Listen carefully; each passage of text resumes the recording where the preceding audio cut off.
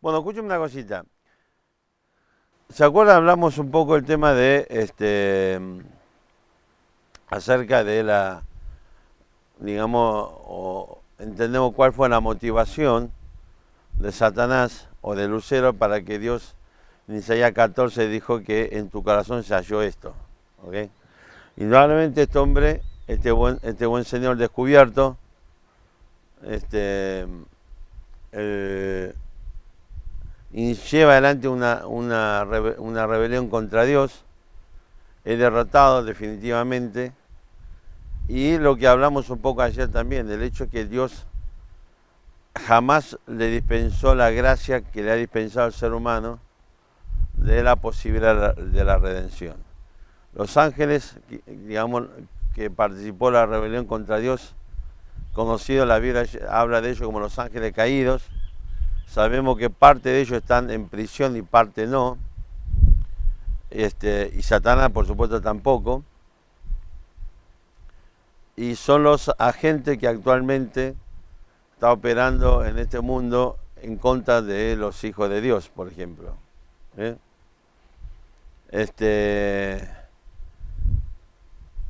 Y esto es parte de, digamos,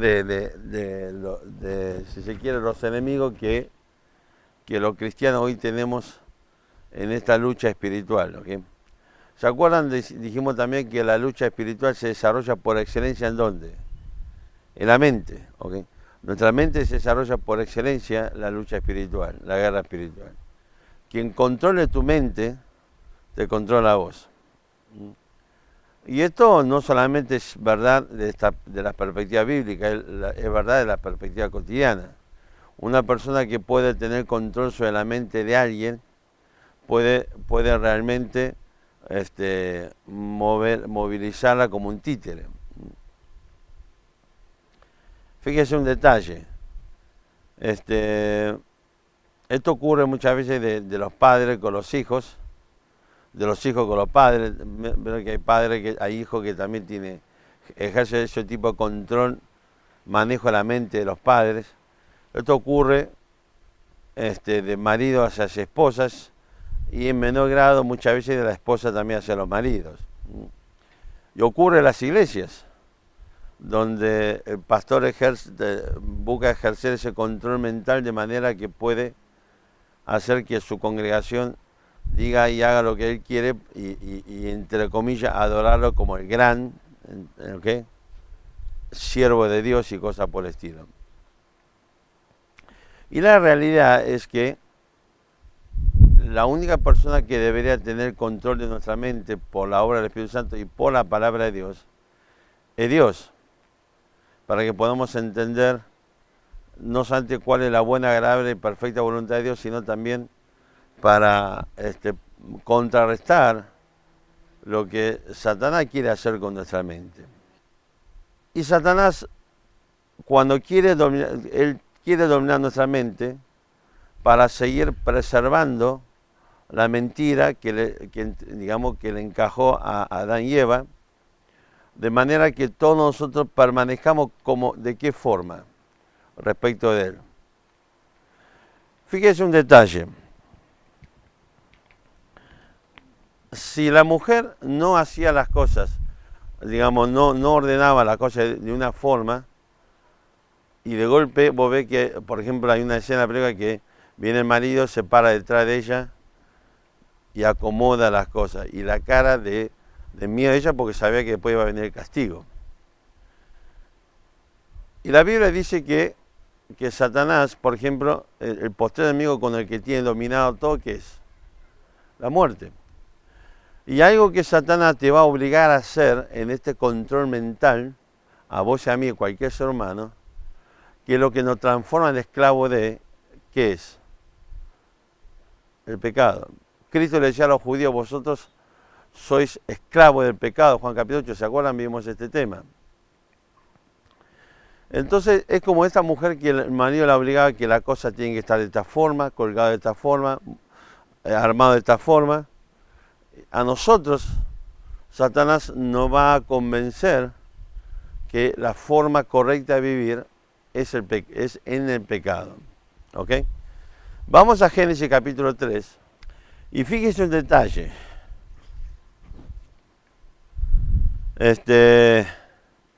Voy a pedir a una sola persona que busque 1 Juan capítulo 2, versículo 15.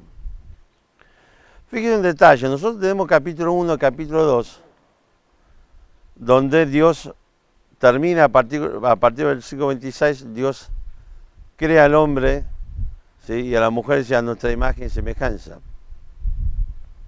Comienza desde la Génesis 1, comienza desde ¿cómo se llama? La creación general de todo. 1.1, automáticamente 1.2 pasa a tratar sobre la tierra, que termina, desemboca en la creación del hombre, y ahora a partir de Génesis 2 va a tratar exclusivamente sobre el tema del hombre. O sea, este es el proceso de Génesis. De la creación general vamos a la tierra vamos al hombre. Porque en definitiva, ¿se acuerdan? Es decir, lo que Dios quiere es la relación con el ser humano. Lo que Dios quiere es contarnos qué es lo que pasó.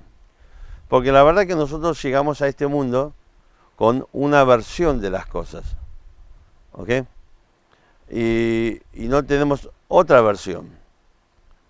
Esto me recuerda, ¿se acuerda? Conté una vez, y hasta hace un par de décadas atrás todavía ocurrió el caso, y es más, uno de los japoneses terminó viviendo en Brasil, se murió allí. Después de la Segunda Guerra Mundial, todo el sudeste asiático, zona de Borneo, Filipinas, son zonas de bosque, de selvas. Habían soldados que fueron destinados a estos lugares a los efectos de estar allí, de apostarse ahí, de armar un tipo trinchera o digamos una guarida, entre comillas, y tenía que estar ahí para proteger esa zona. El gran problema es que estos muchachos entraron a la selva, se quedaron allí y perdió toda comunicación con el mundo exterior.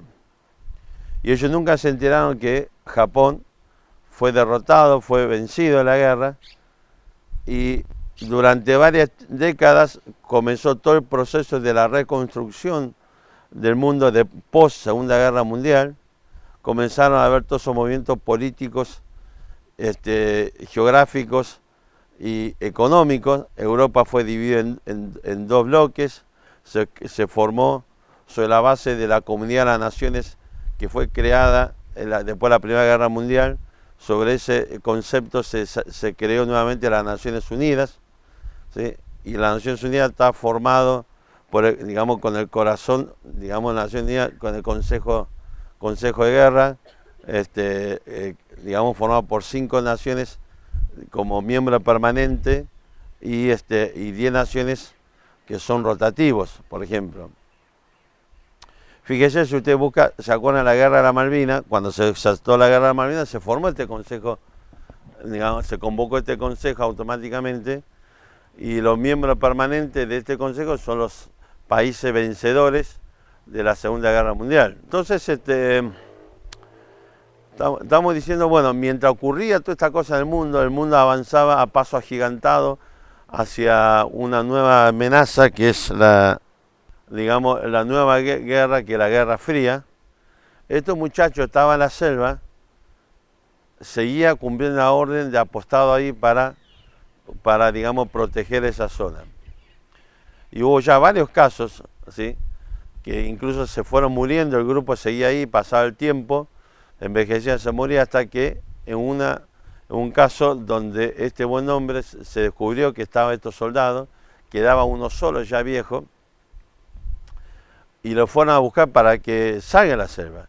Y el negro no dejaba su puesto, porque el tipo pensaba que era una estrategia del enemigo para que el tipo salga de ahí y de alguna forma incumpla con su misión.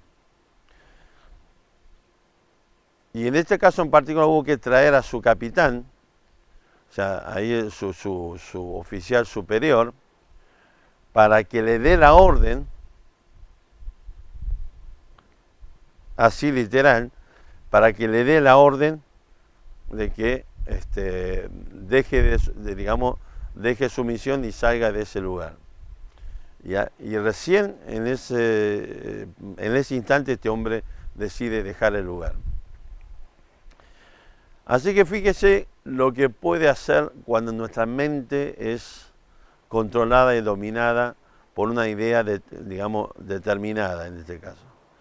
Esto es lo que en Génesis 3, cuando Satanás le plantea esto a Eva, precisamente lo que hace es modificar la estructura, el pensamiento. Porque hasta ese momento Eva lo que tenía era el concepto de que juntamente con su marido Adán tenía que, por el señorío que Dios le ha dado sobre la creación aquí en la tierra, tenía que a su vez, ¿sí?, traer mucho Adancito a este mundo para desarrollar el plan de Dios de esta comunidad de hombres, ¿sí?, con quienes Dios iba a poder desarrollar una interacción. Así que Satanás lo primero que va a hacer es cuestionar acerca de Dios y de su palabra. Y este es el concepto que aparece en Romanos capítulo 1, ahora vamos a leer, donde precisamente esta estructura está en todos los seres humanos. Nosotros llegamos a este mundo con este concepto, ¿ok?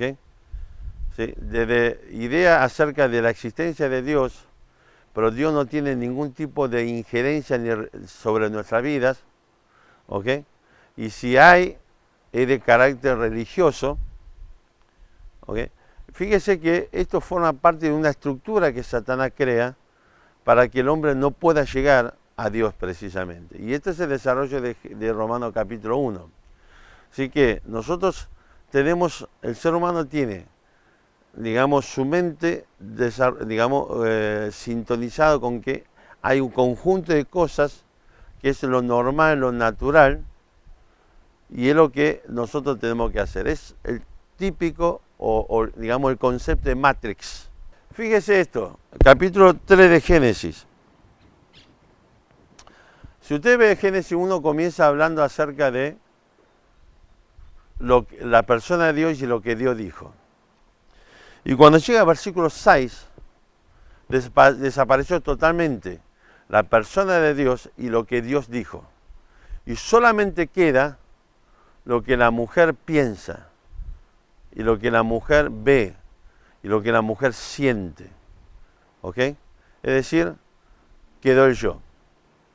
Así como Satanás en su corazón, sacó Isaías 14, 5 veces, dijo, yo voy a hacer tal cosa, y indudablemente lo que Satanás estaba queriendo es escapar al diseño, el plan de Dios, y el tipo no quería ser parte de ese diseño tal como Dios lo hizo, sino que él quería un diseño propio. Él quería, bueno, ¿cuál es el diseño? Yo voy a ser Dios. ¿Ok?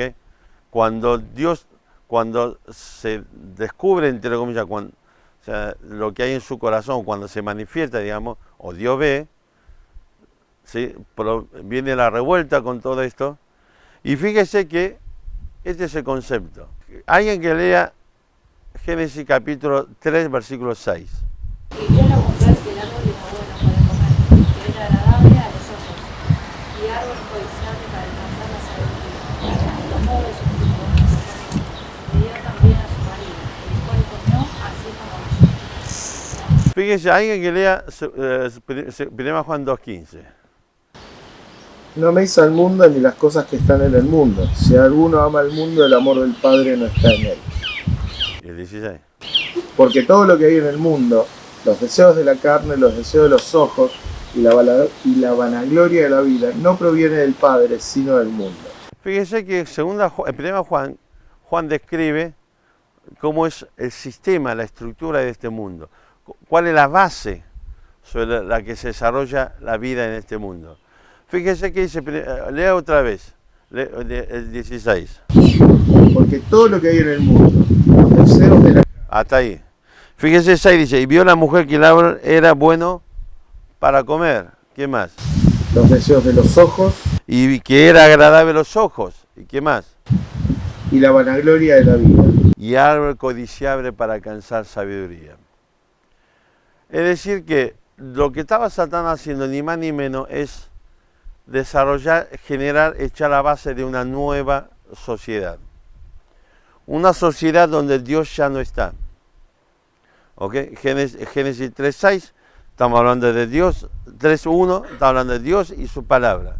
Llegamos a Génesis 6, los deseos de la carne, los deseos de los ojos, la vanagloria de la vida, pero Dios ya no está.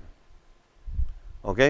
Entonces lo que Satanás hizo es algo muy simple o muy sencillo. Vino a buscar a aquellos que él debía servir por el mandato de Dios, para tomarlo y transformarlo en esclavo del pecado. ¿Para qué cosa? Para servirlo a él. Es decir, que su objetivo de quebrantar el plan de Dios, el mandato de Dios, su objetivo, ¿sí?, de ser Dios, independientemente de Dios, lo ha conseguido cuando Adán y Eva decidieron pecar. ¿Ok? Entonces, ahora él logró desplazar a Dios en la vida del ser humano y fue él encumbrado como Dios. Así que él desarrolló, llevó a cabo este plan. ¿Se entiende la idea? Entonces yo no voy a ser un ser superior, no voy a servir a estos mangas de inferiores. Entonces, ¿qué tengo que hacer? Voy a ser Dios, porque es la única forma que tengo para escaparme de este servicio. Dios dijo, la pestaña, rebelión, perdí, listo, fue expulsado de la presencia de Dios. ¿Y ahora cuál es el próximo paso? Voy a buscar al hombre. Voy a buscar al hombre y voy a transformar a los hombres, ahora sí, a los inferiores, para que sirva a alguien superior. ¿Ok? Adán, en este proceso, lo que hace es quebrantar el pacto con Dios y entrega el señorío que Dios le ha dado, el dominio que Dios le ha dado a Satanás. A partir de allí se nos dice Juan que el mundo entero está bajo la influencia del maligno. A partir de allí, ¿ok?, comenzó el proceso de la formación de una nueva sociedad, de una nueva realidad, entre comillas, con el hombre sirviendo a Satanás. Y el instrumento que Satanás utiliza para mantenernos en el estado de esclavitud es ni más ni menos que el pecado. Porque la única forma que él consiguió, o el medio que él consiguió para poder excluir a Dios, que el ser humano excluya a Dios de su vida, fue a través del pecado. Es decir, que le propuso a Adán y Eva precisamente lo mismo que él quiso hacer, excluir a Dios ¿para qué cosa? Para ser él entronado como Dios. Por eso le dice a Eva, no vas a morir, porque van a ser como Dios, sabiendo el bien y el mal. La mentira, o una de las partes de la mentira en este proceso, es que nunca le dijo a Eva, ¿sí?, que en el fondo lo que estaban haciendo es llevar al trono, en lugar de Dios, es a él.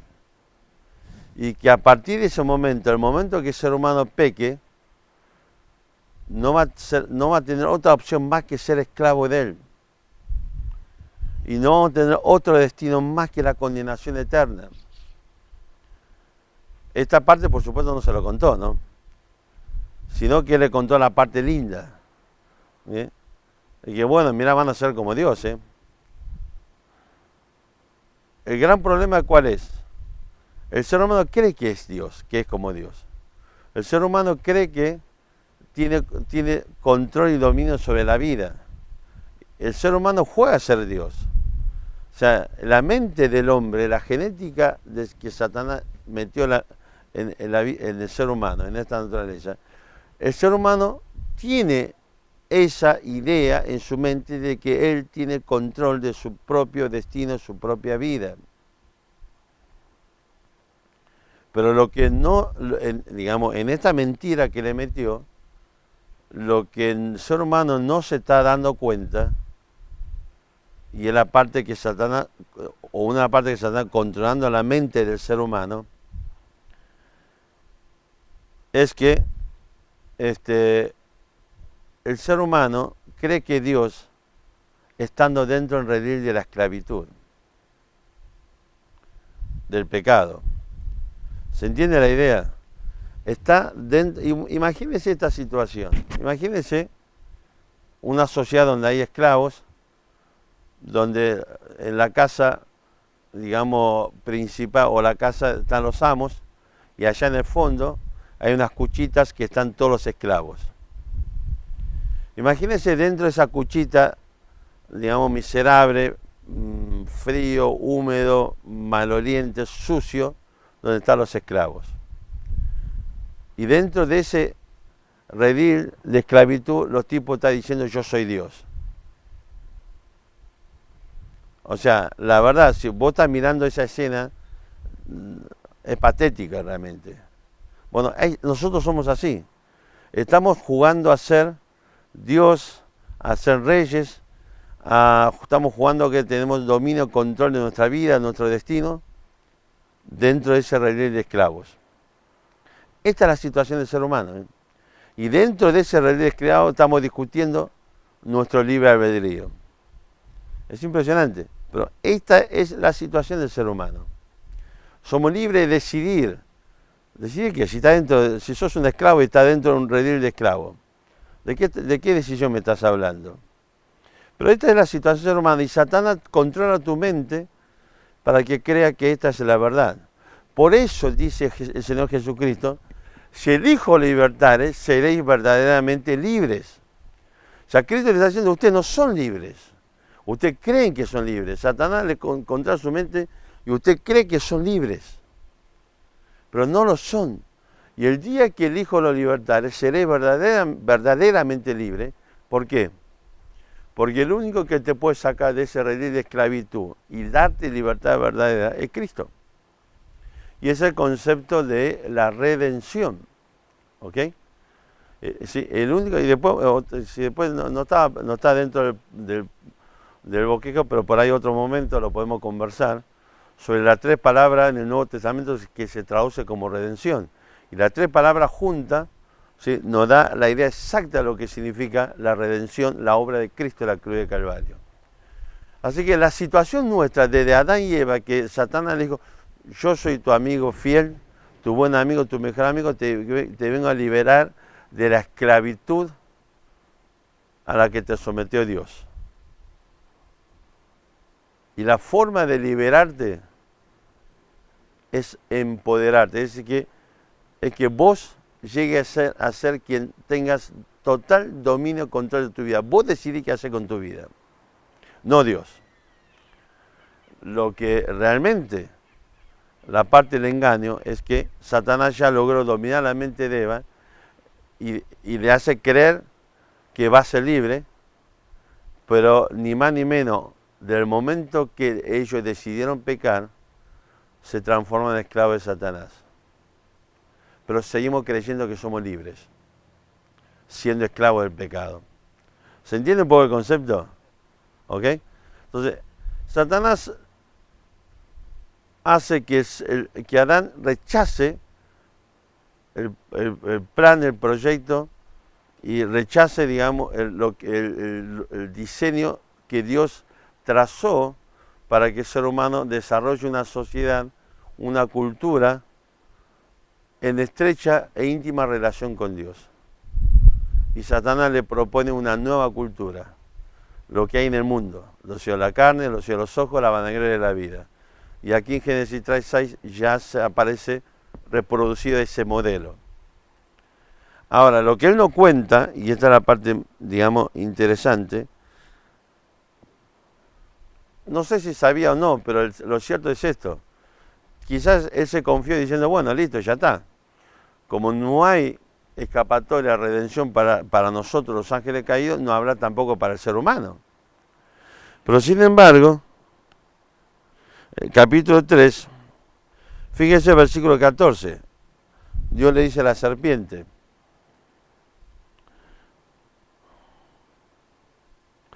y Dios dijo a la serpiente, por cuanto esto hiciste, maldita será entre todas las bestias y entre todos los animales del campo. Sobre tu pecho andarás y polvo comerás todos los días de tu vida. Y pondré enemistad entre ti y la mujer, y entre tu simiente y la simiente suya. Esta te herirá la cabeza y tú le herirás en el calcanear. Fíjese que, interesante, ya automáticamente, quizás, digo yo, digamos, pues no lo sé, pues no hay nada en la Biblia que nos diga si realmente Satanás ya tenía o no en mente o conocía el plan de Dios, que seguramente no lo conocía. ¿Por qué digo esto? Porque si usted va hacia la cruz de Cristo, Satanás nunca entendió que la muerte de Cristo es el acto de la victoria de Dios, y él creyó que la muerte de Cristo es el acto de la derrota de Dios, ¿ok?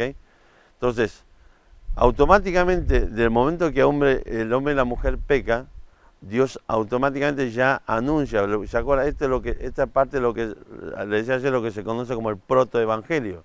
Automáticamente Dios ya hace un anuncio del plan, que sabemos, o si Génesis termina acá, no sabemos qué quiso decir. Ahora, con toda la revelación progresiva de Dios, sabemos alguna cosa interesante. Fíjese una cosita. Primero,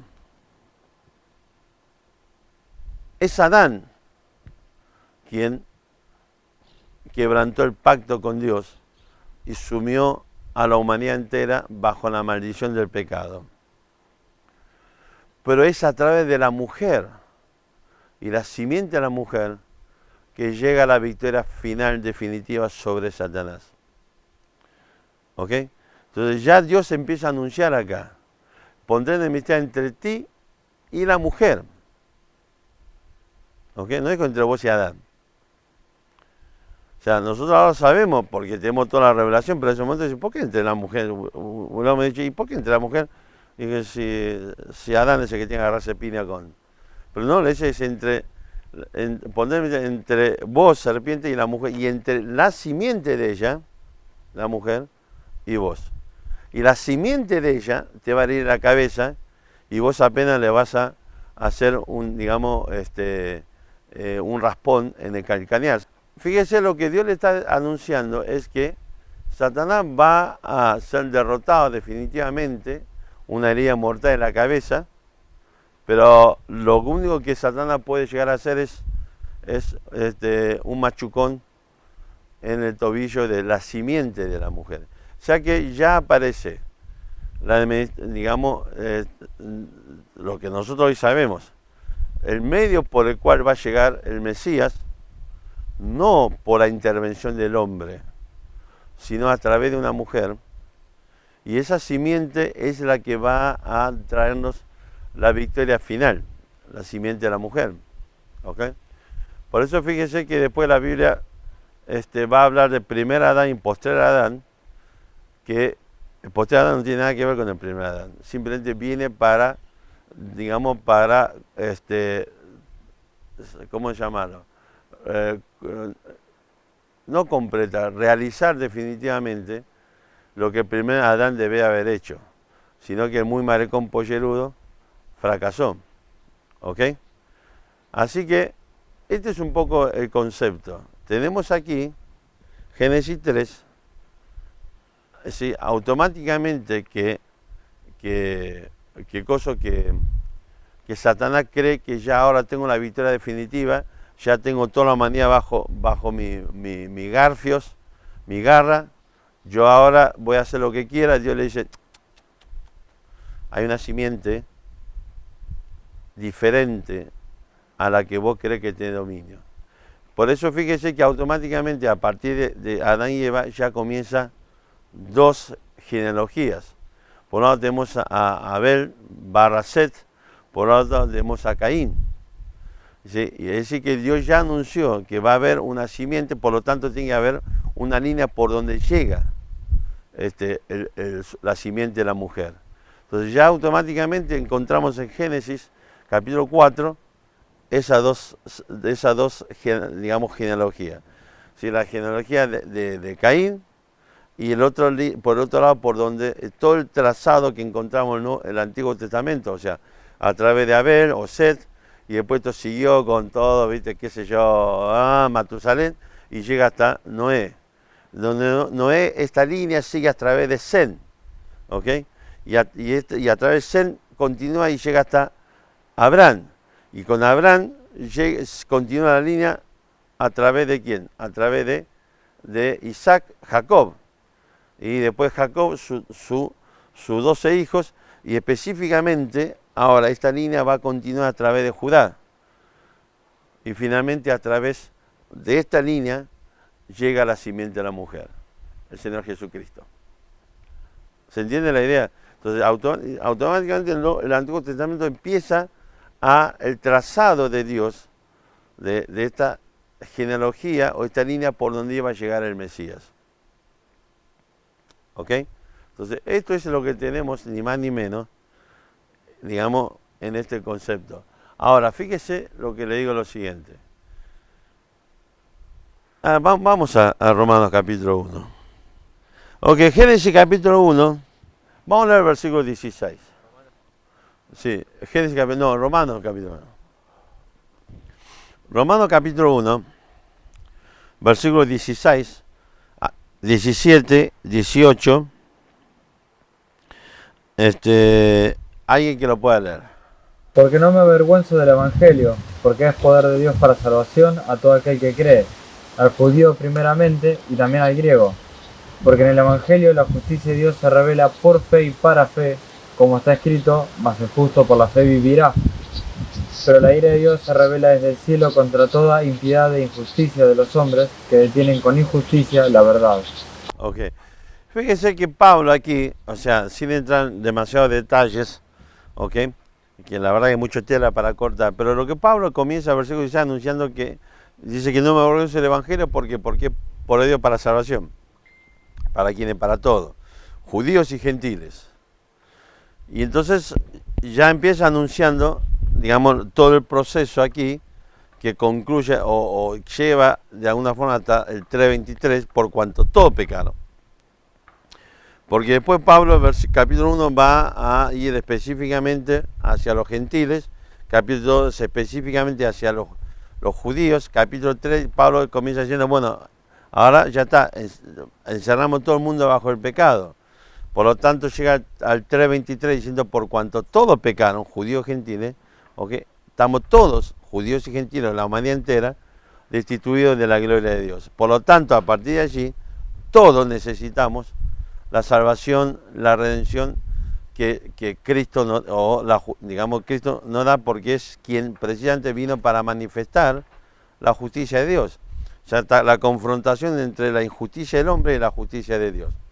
Ahora, Romanos comienza el versículo 16, Pablo diciendo, bueno, todo el mundo necesita el Evangelio, ¿por qué? Porque, y ya empieza a anunciar el versículo 18, dice, porque la ira de Dios se revela desde el cielo contra toda impiedad e injusticia a los hombres que detienen con injusticia la verdad. Mire, la palabra injusticia significa rebelión contra la palabra de Dios, y la impiedad es rebelión contra la persona de Dios.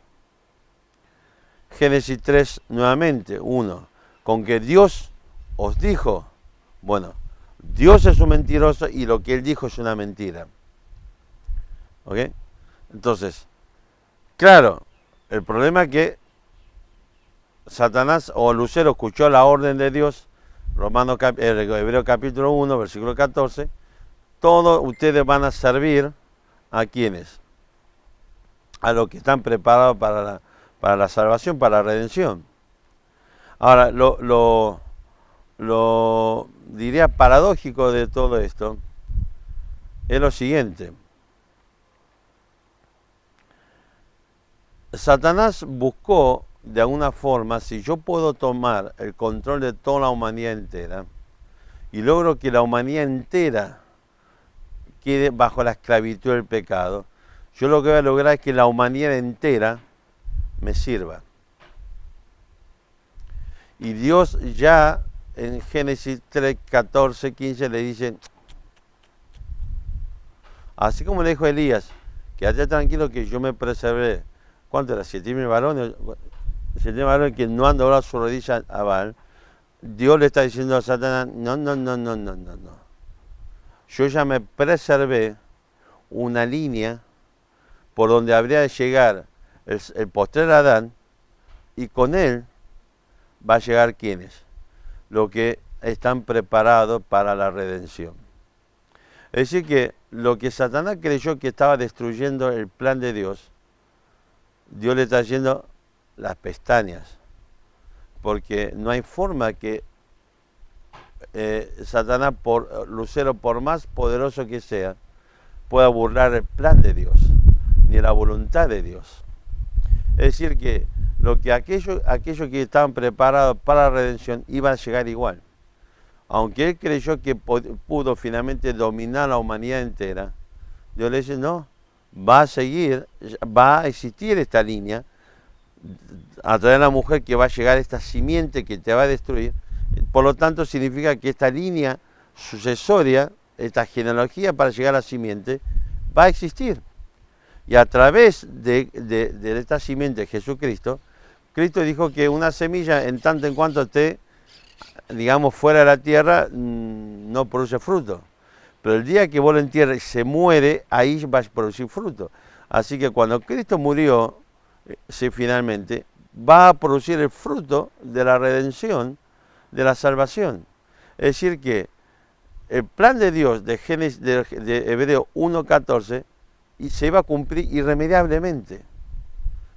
Por más que el diablo quiso, ¿sí?, digamos, destruir, quebrantar o, digamos, buscar que Dios no pueda cumplir con su propósito, Dios ya en el mismo momento que la humanidad, Adán y Eva pecó, ya lo anunció que Él va a cumplir su plan.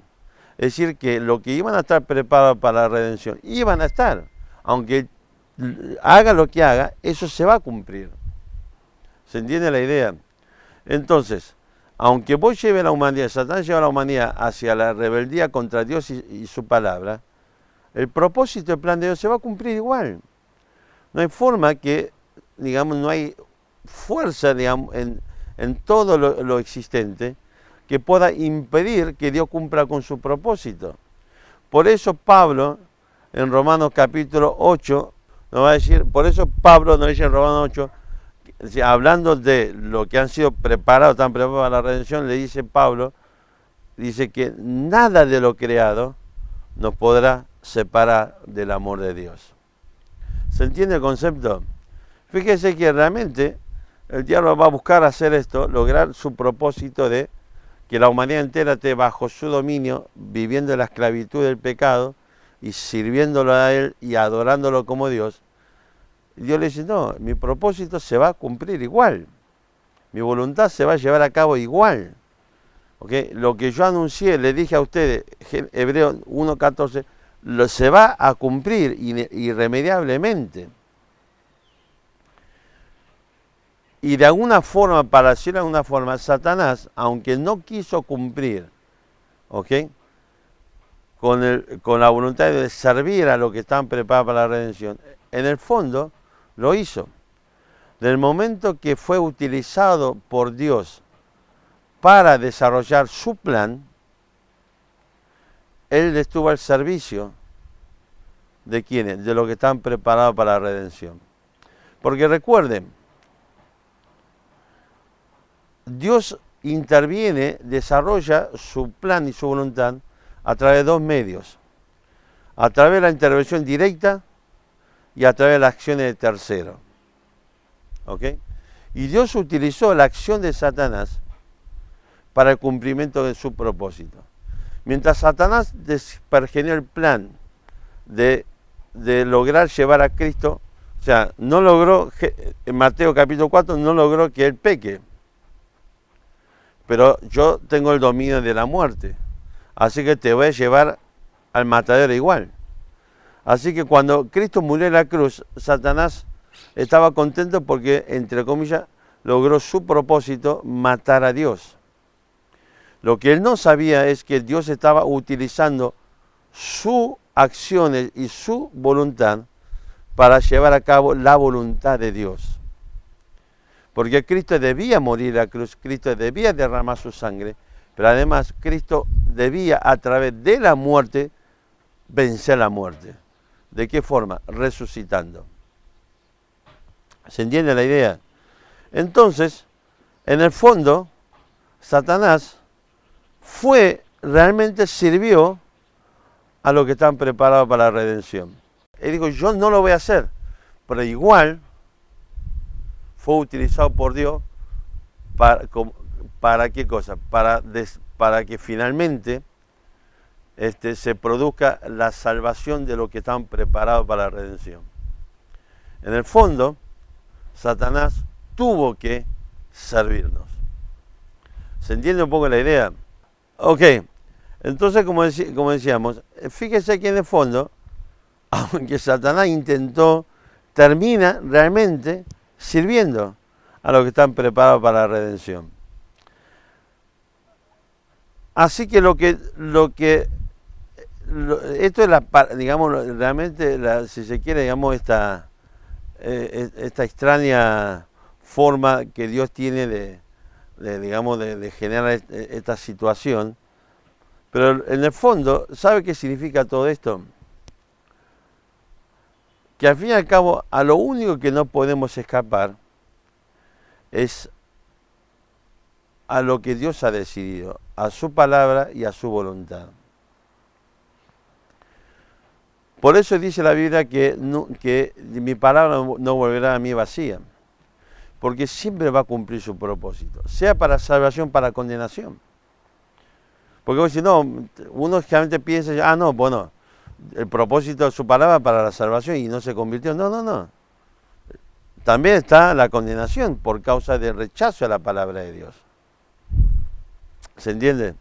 Entonces fíjese esta cosita interesante en este proceso y que Satán nunca entendió. Desde el primer momento que Dios le dijo, no, vos haces lo que quieras, pero lo que yo decidí se va a hacer. O sea, vos creás la sociedad que quieras crear, vos creás la cultura que quieras crear, pero dentro de esta sociedad, esta cultura, va a llegar, porque Cristo vino, se encarnó, va a llegar la simiente de la mujer, ¿ok? Ya está anunciando la encarnación de Cristo, y dentro de la condición de hombre, va a destruir la esclavitud del pecado y va a destruir la muerte. De manera que Dios pueda cumplir su propósito, Romanos capítulo 8, versículo 30, ¿de qué? De la, ¿se acuerdan? Justificación y de la glorificación. ¿Ok? ¿Se acuerdan Romanos 8:30?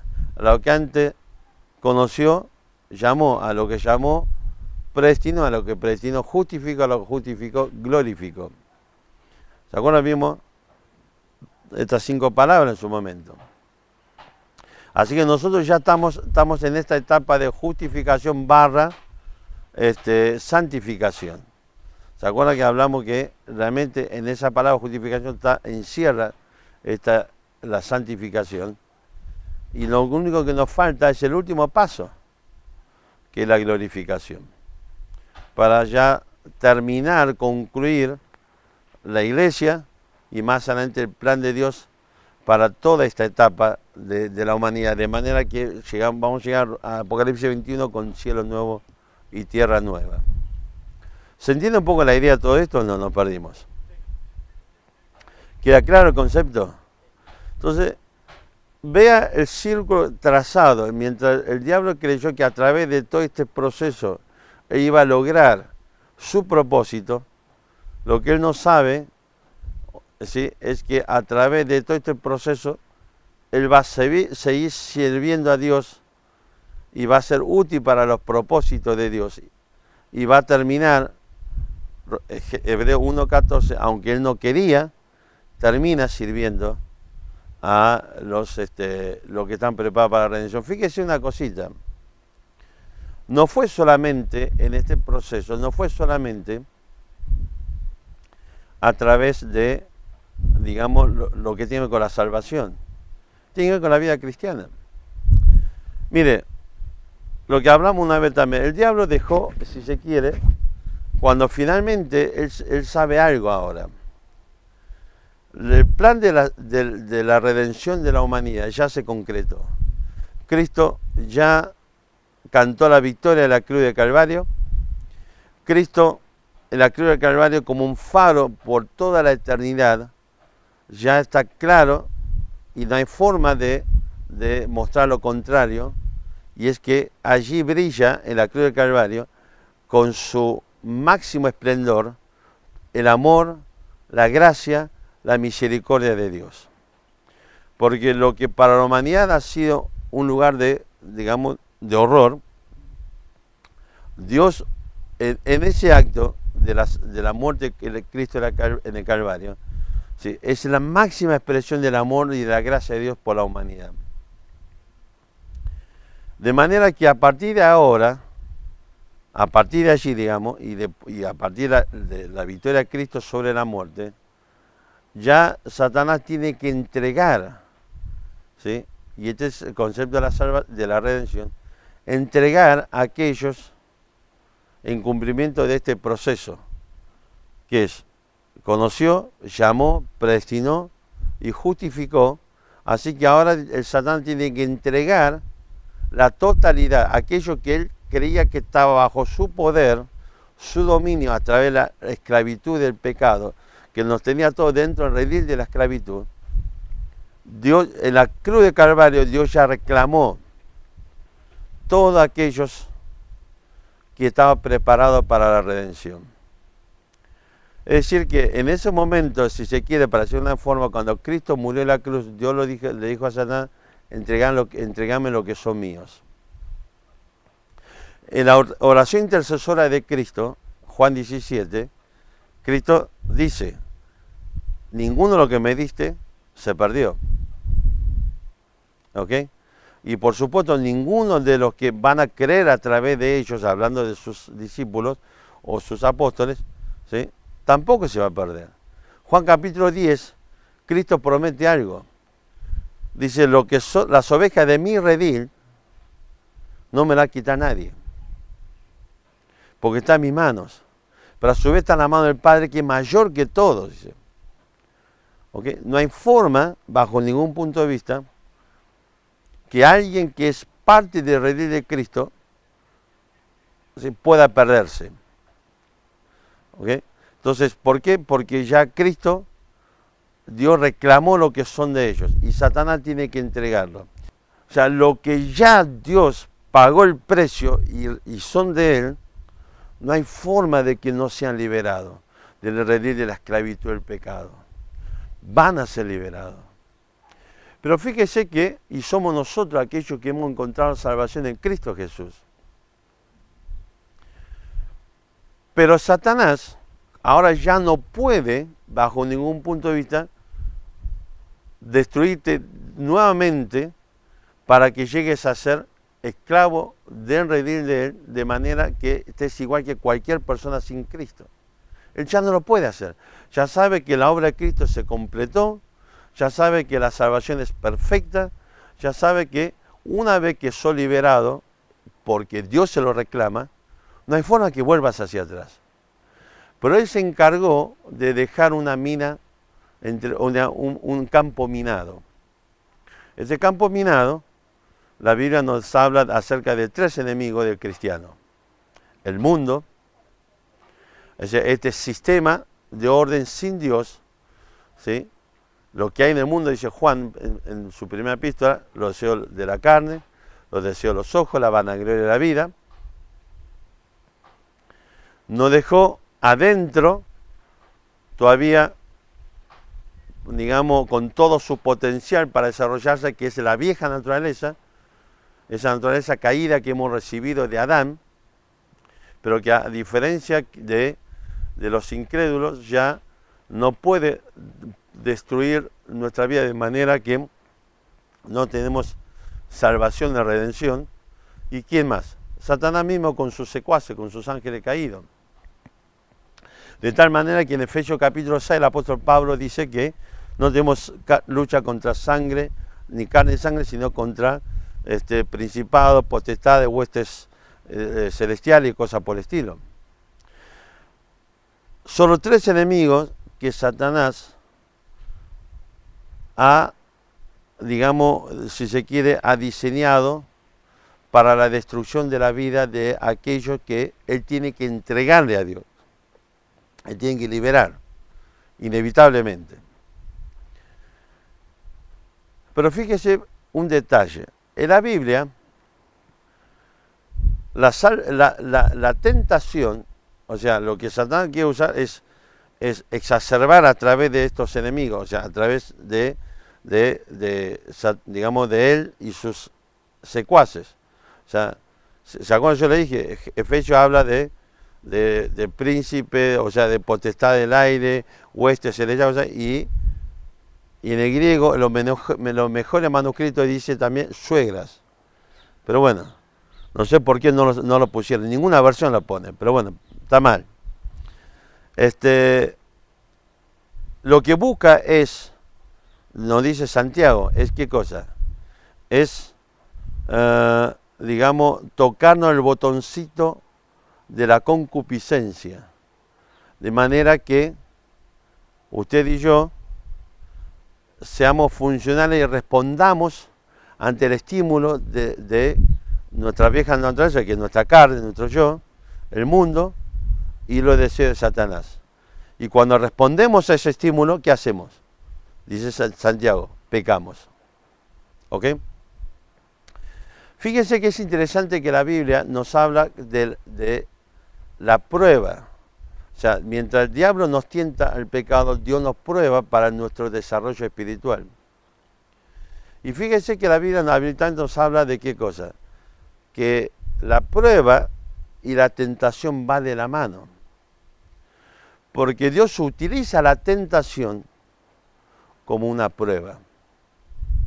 Mientras Satanás busca, entre comillas, llevarnos al pecado, Dios a través de eso nos prueba en cuanto a nuestra fidelidad y cosas por el estilo. Fíjese que aún en esta vida presente, como hijo de Dios, Dios sigue utilizando el propósito de Satanás para el servicio de aquellos que están preparados para la redención. ¿Se entiende la idea? Así que, de una u otra forma, el diablo no logra escapar, no tiene forma de escapar del propósito de Dios.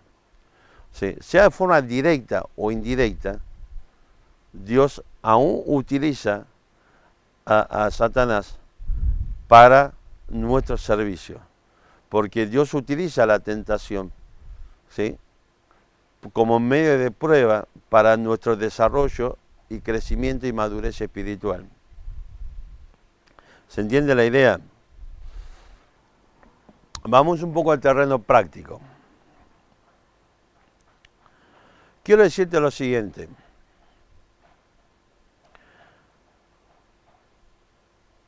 El mayor logro que Satanás tiene en todo su plan para con los redimidos es que es, de alguna forma, digamos, es volver a generar en nuestra mente. Por eso la Biblia sigue hablando de los creyentes, que tenemos la mente como campo de batalla o guerra espiritual por excelencia. Volver a generar en nuestra mente, implantar en nosotros una mentira. La mentira primigenia, que es Dios es mentiroso y su palabra es mentira. Por eso, y a partir de este concepto también nos va a hacer a desarrollar, digamos, en la mente de los incrédulos el concepto de que está todo bien con Dios, como parte de la mentira. ¿Qué quiere decir esto? Cuando logra que la mentira germinar en nuestra mente, que Dios es mentiroso, su palabra es mentira, terminamos apartándonos de Dios. Si Satanás puede otra vez mostrarte que lo que él te propone mejor superar lo que Dios te propone, en tu mente vas a pensar y vas a concretar la posibilidad, seguramente la acción de alejarte de Dios. El día que hagas eso, evidentemente, perdiste una batalla importante en tu mente. Otro que Monte London que perdimos allá en las Malvinas. ¿Ok? Así que él sigue obrando de esa forma en la mente del cristiano. Y si tu vida vive en ese vaivén, entonces indudablemente estás cediendo terreno. Cuando dice Pablo en Efesios 4, no cedáis, digamos, el terreno, ese es el concepto. Estás cediendo terreno. Estás permitiendo que el coronavirus comience a producirte cierto, ya no solamente de un problema del dolor de cabeza o un dolor de garganta, ahora estás empezando a tener dificultades para respirar. Así que si esa es tu situación, es tiempo de tomar alguna decisión importante en tu vida para revertir ese proceso. Pero también lo que el diablo hace es, por un lado, en parte de su plan, en 2 Corintios 4 nos dice que Satanás colocó delante de los hombres un velo para que no le resplandezca la luz del Evangelio. Y parte de su plan, ese velo, no es solamente un trapito que está colgando, es a través de todo este sistema que él desarrolló para que pueda, a través de toda esta maraña, tape la luz del Evangelio. Y una de esas marañas significa hacerte creer, meter la mentira en tu cabeza que vos estás todo bien con Dios. ¿Por qué? Bueno, una posibilidad es porque un día lloré y creí en Cristo como un Salvador. ¿Se acuerdan? Le dije al principio, al comienzo, el problema de cuál es. No es que necesito hacer permanentemente algo, o sea, de manera que el día que yo no haga algo, ya quiere decir que no soy salvo. O sea, el péndulo lleva a un extremo donde prácticamente estamos equiparando la salvación con la salvación, por la gracia de Dios, con la salvación por obra. Yo tengo que demostrar que soy salvo. El día que no haga algo, todo el resto que hace algo me va a juzgar como que yo nunca fui salvo. Pero tampoco el péndulo que gira en la otra posición, al otro extremo. Que no importa cómo es tu vida. Vos creíste un día, dijiste que oré y listo, se acabó la historia. Bueno, termino con esta idea simplemente. Y vamos a profundizar un poco mañana. Yo le digo lo siguiente. Nos dice la palabra de Dios en 2 Corintios capítulo 5, que cuando llegamos a Cristo somos regenerados por la obra del Espíritu Santo. Es decir, que Dios crea una nueva naturaleza dentro de nuestro. Es el nuevo hombre.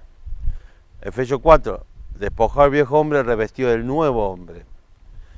¿Sí? 2 Corintios 5, 17 nos dice que, ¿qué cosa? Que todo lo que estamos en Cristo, ¿qué cosa? Nueva criatura somos. Y aquí todas son hechas nuevas y todas las cosas viejas, digamos, ya pasaron. En términos de medicina, ¿el concepto cuál es? El concepto es la genética. Tenemos una nueva genética, nuevo conjunto de ADN que ha desarrollado una nueva cadena genética. Y toda cadena genética produce inevitablemente, ¿qué cosa?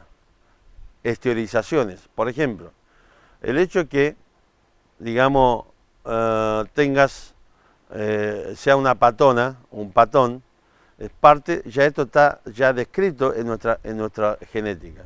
El color del pelo, el color de nuestros ojos, el color de nuestra piel, ¿sí? Estructura corporal, todo ya está en nuestros genes. Y eso simplemente se va a manifestar. ¿Ok? Bueno, terminamos con este concepto de la mente y mañana vamos a desarrollar un poquitito. ¿Ok? Entonces, piensen por un momento, ¿cuál sería la genética de Dios, de la nueva naturaleza que nosotros debemos manifestar? ¿Se entiende la idea? Bueno, ¿listo? Tenga presente eso, piense, analice y mañana continuamos. ¿Terminamos con una palabra de oración?